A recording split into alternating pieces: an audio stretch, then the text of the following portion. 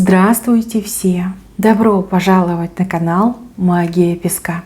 Мои дорогие зрители, с вами, как всегда, ваша Ольга. Всех вас сердечно благодарю за то, что вы со мной зашли на мой канал, смотрите это видео, за вашу невероятную теплую поддержку в комментариях, лайками, за вашу помощь, мои хорошие. Земной вам поклон! Сегодня у нас будет отсыпочка на такую тему. Кто за вами следит, кто за вами наблюдает. Загадайте, пожалуйста, на себя. Давайте вместе посмотрим.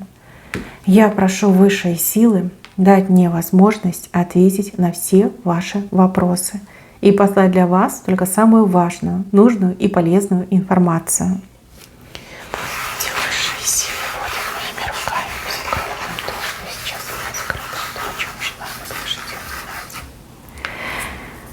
Ух ты, а вы прям в центре внимания. За вами следят и мужчины, и женщины. Какая вы интересная личность. Мои хорошие, отсыпка у нас общая. Пожалуйста, про это не забывайте. Чужого не берите, но и свое не пропускайте. Вот что мне лично конкретно не нравится, так это завистливые глаза. Очень много завистливых глаз. Вы правда как-то выделяетесь на фоне других людей. Вы другая, вы иная. У вас энергетика просто потрясающая. И человек вы такой, знаете, кристальной души. Вы прославились, кстати, своими добрыми делами, своей добротой, своим участием. Этим вы прославились. Люди о вас говорят. Люди вас ставят в пример.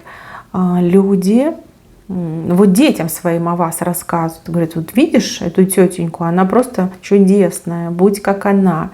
Она сильная, она смелая, она красивая, она умная, она сама всего добилась. Да? Она сама себя вылепила. Вот в таком ключе говорят. На работе тоже о вас говорят.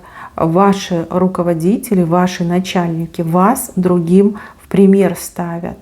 То есть ваши результаты, вашу деятельность, вашу активность, ваш профессионализм — это есть. В семье тоже вас в пример ставят. Но потому что вы действительно уникальная, очень сильная, очень смелая. И еще какая-то вот жертвенная вы идете. Знаете, как последнюю рубаху снимете и тому, кто нуждается, отдадите. Мимо никогда не пройдете. Везде поучаствуете. И еще кто-то из моих дорогих зрительниц очень любит животных и очень помогает животным. Одних людей это очень сильно бесит, и они на вас прям злятся, что вот, дескать, из-за тебя там эти бездомные животные плодятся. А другие наоборот испытывают к вам такое безмерное чувство благодарности, что вы вот такая добрая, участливая, что вы не проходите мимо. Да, как две крайности.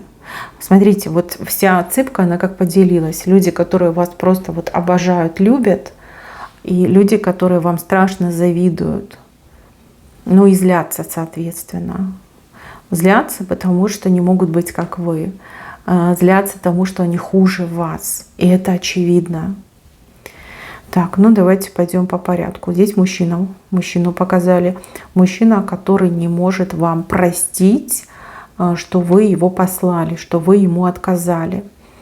Мужчина за вами постоянно следит и наблюдает. Почему-то ему вот прям и верилось, и хотелось, и казалось, что вы без него пропадете, что вы обязательно придете с протянутыми руками, что вы, дескать, я такая никому не нужна, одна, мне сложно, тяжело, пожалуйста, вернись. А этого не происходит. Он все ждет, он нервничает, а этого не происходит. Вы не только к нему не пришли, вы жизнь свою поменяли, вы похорошели, вы продвинулись, вы в центре внимания, вы живете и, грубо говоря, да, ни в ком не нуждаетесь. И вот он понять не может, почему она не приходит за мной, почему она не валяется у меня в ногах, почему не просит вернуться.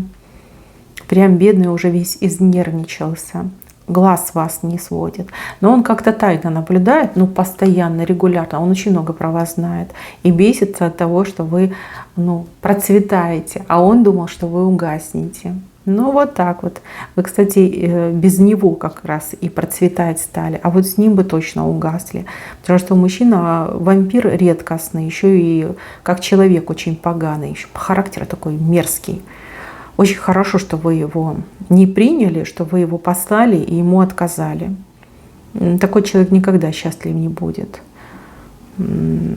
Слишком такой, знаете, хитрый, да, сам себе на уме. И вот только брать может, никогда не дает, только берет. Ну, видите, наблюдает. Кстати, его вон петухом нарисовали. Да.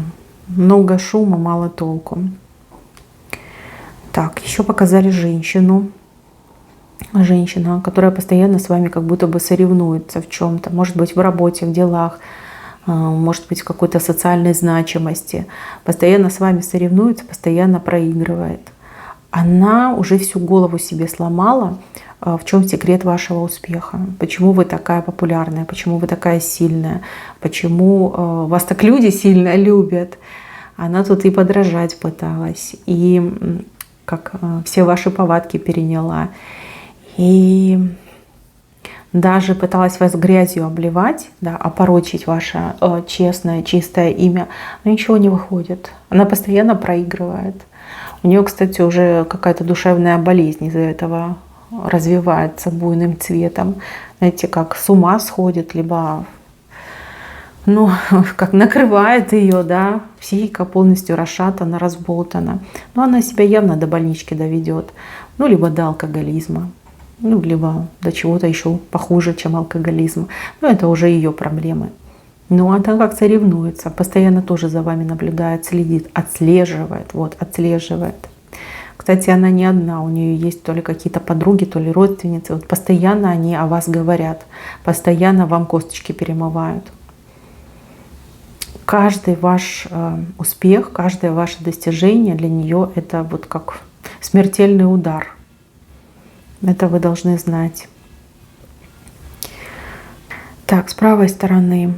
Вот подруга у вас очень хорошая, очень любит вас, переживает за вас. Она не то чтобы за вами следит, она скорее вас как подстраховывает, да? Ну, чтобы там неприятности не попали, либо чтобы кто-то вас не обидел. Да, она знает, что вы сильная, она все про вас знает. Но вот как-то жалеет она вас, да? Чтобы никто вас случайно не обидел. Либо чтобы вовремя вам на помощь прийти. Вот у нее такие вот цели, задачи. Потому что вы своей подруге в свое время очень сильно помогли. И вот она вам никогда... Она никогда этого не забудет. И вот она пытается вам это добро возвращать. Да? Хоть по чуть-чуть, хоть по кусочку, но возвращать. Хорошая женщина, любит вас очень сильно.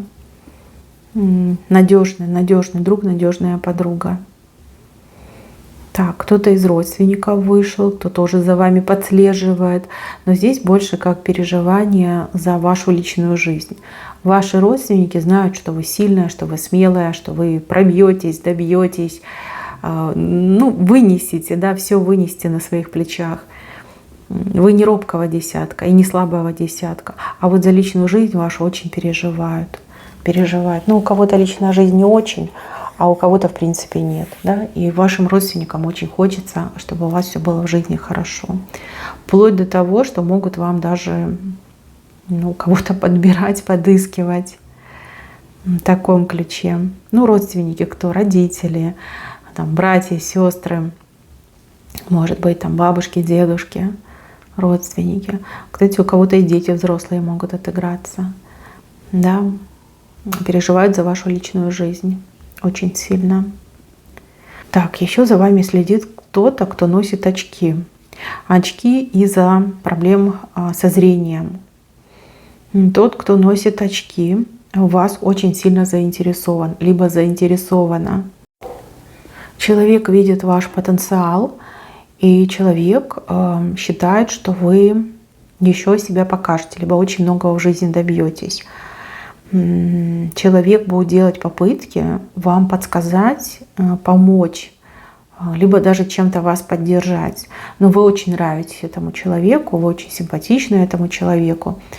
И тут, да, желание именно поддерживать, помогать, подталкивать, как-то содействовать вам. Возможно, вы этому человеку его самого, либо ее саму напоминаете в ранние годы. Ну вот тут положительные эмоции к вам, положительные, да, скорее как помочь, поддержать таланту, да, помочь таланту пробиться.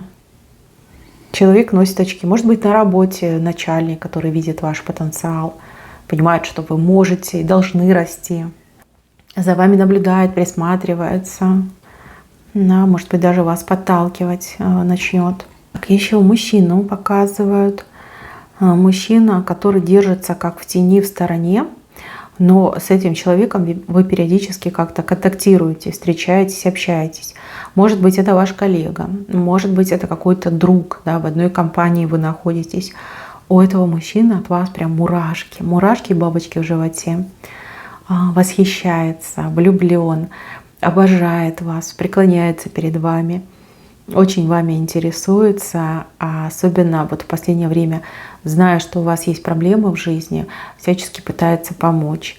Ну, либо мечтает, чтобы вы позволили ему вам помочь. Он считает, что он должен для вас какой-то благородный поступок совершить, и тогда вы как бы откроете ему возможность вас добиться. Но такой интересный, скромный, очень сильно в тени пока держится. Девушки, женщины, у кого есть парень либо муж. Да, наблюдает, интересуется. Но здесь больше как чувство собственника. Вы в последнее время очень поменялись. Вы стали более какой-то, ну, не знаю, независимой, резкой, может быть, преобразились. Кто-то из девчонок похудел, кто-то раскрепостился, да, может быть, вы себе стали позволять то, чего раньше не позволяли. Не только, например, в одежде, но и в манере, и в поведении. И вот мужчина прям напрягается, он думает, для кого она это делает? Неужели у нее какой-то другой появился? Может быть, вы ничего не делали, да? Может быть, вы просто решили там поменять гардероб, может быть, решили поменять прическу, цвет волос, а он прям напрягается, а он-то беспокоится. Вы знаете, вот этим своим незначительным действием вы его подогрели, да? Подогрели его интерес к себе. Может быть, вы и не хотели этого делать, да? Даже и не думали, без одной мысли, но это произошло.